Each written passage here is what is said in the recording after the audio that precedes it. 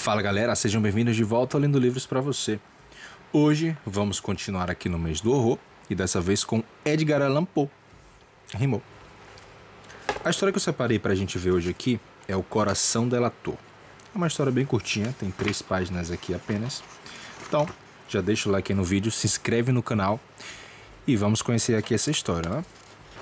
O Coração Delator. E tá aqui o Allan Poe observando sua vítima. Tudo bem, então ele começa aqui, ó. A verdade. Nervoso, muito terrivelmente nervoso fui e sou. Mas por que dirá que sou louco? A doença apurou meus sentidos, não os destruiu, não os amorteceu. Acima de tudo, tornou aguda a minha audição. Ouço qualquer coisa no céu e na terra. Já ouvi muito no inferno. Como então posso estar louco? Então, né? Vamos seguir. Escute, observe como posso lhe contar minha história. De modo são, com muita calma. É impossível precisar quando a ideia surgiu em minha mente, mas uma vez concebida, passou a assombrar-me dia e noite. Não havia motivo, não havia rancor. Eu amava o velho, ele nunca me fez mal, jamais me insultou, eu não tinha interesse em seu dinheiro. Acho que foi o olho. Sim, foi isso. Um de seus olhos lembrava o de um abutre, de um azul pálido, como se embaçado por um filtro. Sempre que aquele olhar pousava sobre mim, enregelava-me o sangue. Então, aos poucos, de modo bem gradual, convenci-me de que deveria matá-lo e dessa forma livrar-me daquele olho para sempre. No entanto, esta é a questão. Esta é a questão, o Darkseid. Vamos lá, né? No entanto, esta é a questão. Você me acha louco. Loucos não sabem de nada. Você deveria ter me visto. Deveria ter visto como procedi com sabedoria, com que cautela, com que precaução, com que dissimulação me pus a trabalhar.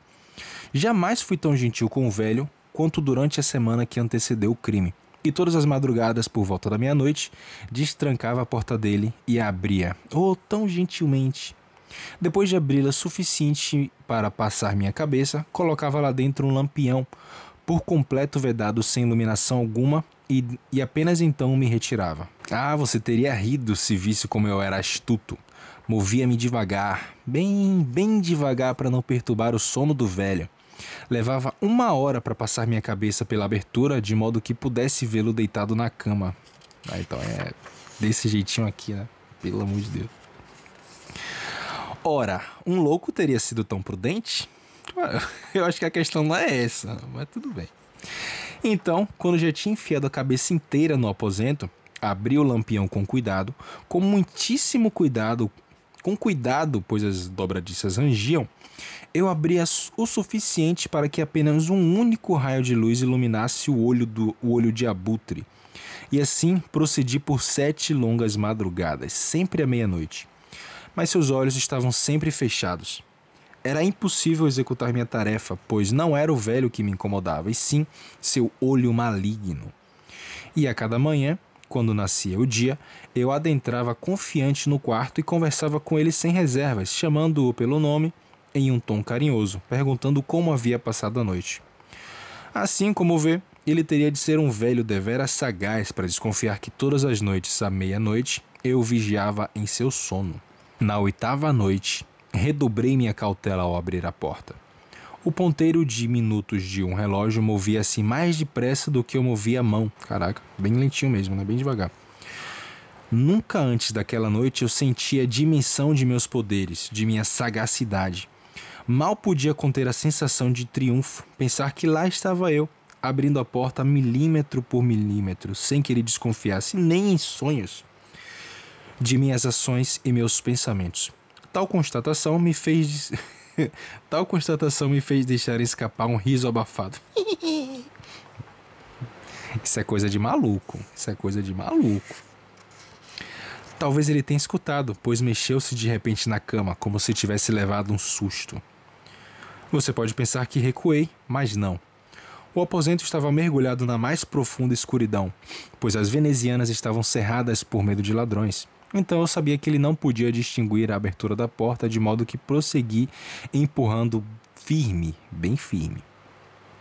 Depois de colocar a cabeça para dentro, estava prestes a abrir o lampião quando meu polegar deslizou no fecho de metal. e o velho ergueu-se na cama gritando: "Quem está aí?" Permaneci imóvel e não respondi nada.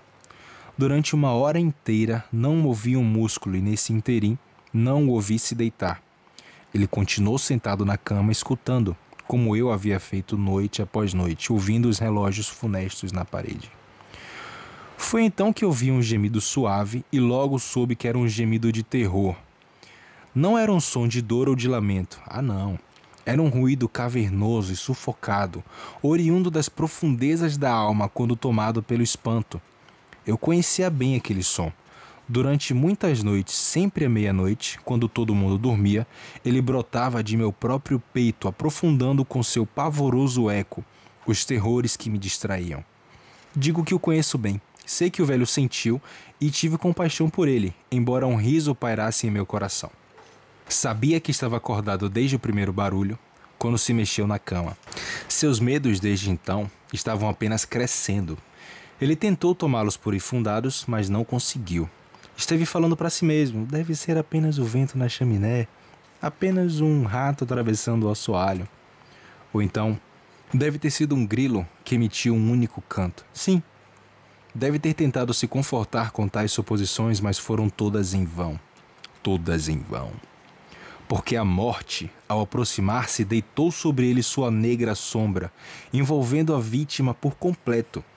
E foi a influência lúgubre dessa sombra insuspeita que o levou a sentir, embora não a visse ou ouvisse, a sentir a presença de minha cabeça dentro do quarto. Quando eu já havia esperado bastante tempo, com muita paciência, sem que tivesse escutado o velho se deitando, decidi deixar vazar uma nesga muito estreita de luz do lampião. Assim o fiz. Você não pode imaginar o quão furtivamente até que por fim um único raio, como teia de aranha, escapou pela abertura e incidiu sobre o olho de abutre. Estava aberto, bem aberto, e fui tomado por uma fúria ao avistá-lo. Pude vê-lo com perfeita distinção, de um azul mortiço, com um horrendo véu a nublá-lo, que produzia calafrios em meus ossos. Nenhuma outra parte do rosto ou do corpo do velho me era visível, pois eu direcionei o raio como se por instinto para iluminar com exatidão o maldito lugar. Já não lhe falei que o que você confunde com loucura é tão somente uma exacerbação dos sentidos? Pois digo que naquele momento meus ouvidos identificaram um som embotado, como o que um relógio produz quando envolto em algodão. Também conhecia bem esse som. Era o pulsar do coração do velho. Ele aumentou minha fúria como o bater de tambores estimula a coragem de soldados. Contudo, ainda assim controlei-me e permaneci imóvel. Mal respirava.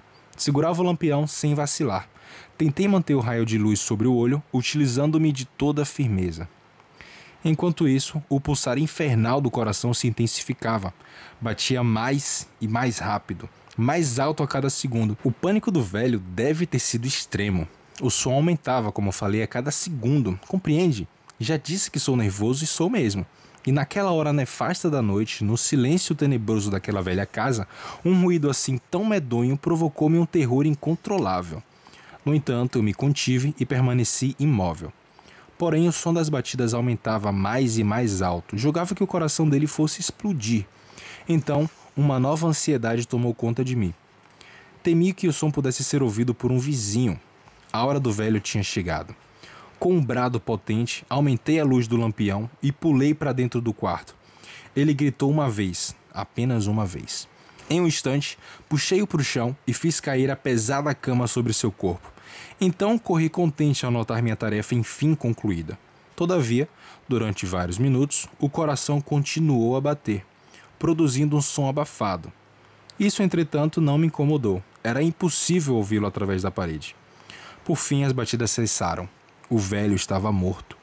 Suspendi a cama e examinei o cadáver. Não havia sinal de batimentos cardíacos. Sim, estava morto, completamente morto. Pousei a mão sobre seu coração e aguardei alguns instantes. Nenhum batimento cardíaco. Completamente morto. Seu olho jamais me incomodaria. Se ainda me julga louco, e aí vocês julgam ele louco? Há de mudar de opinião quando eu descrever as precauções ajuizadas que tomei para ocultar o cadáver. Então, né? Acho que não precisa mais nada pra gente diagnosticar como louco. A noite extinguia-se e trabalhei depressa, mas em silêncio. Primeiro desmembrei o corpo, decepei a cabeça, os braços e as pernas. Depois removi 3 tábuas do assoalho do quarto e ocultei as partes entre as vigas. Em seguida, substituí as pranchas com tanta habilidade e astúcia que olho humano algum, nem mesmo dele, o olho de abutre, poderia detectar algo fora do lugar. Não havia nada para ser limpo, nenhum tipo de mancha, nenhuma nódoa de sangue. Tomei muito cuidado para evitá-las. Uma tina absorveu tudo. Quando encerrei... O louco dando risada, né? A risada de louco dele. Quando encerrei essas tarefas, já eram 4 da manhã, mas a mesma escuridão da meia-noite persistia. No momento em que o sino fez soar a hora, ouvi batidas na porta da frente. Desci para abri-la com o coração tranquilo. Afinal, o que tinha para temer agora? 3 homens entraram e se apresentaram educadíssimos como oficiais de polícia. Um vizinho ouviu um grito durante a noite, suspeitava-se de um crime. A informação chegou até a delegacia e eles, os policiais, haviam sido convocados para investigar o local. Sorri, pois o que poderia temer? Recebi de bom grado os cavalheiros. O cara do gato preto agiu do mesmo jeito, né?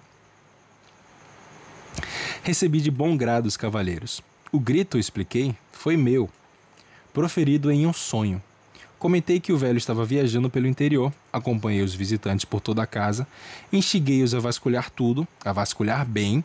Por fim, conduzi-os até os aposentos do velho. Mostrei os bens dele, todos em segurança, intocados. No entusiasmo de minha confiança, lá vem.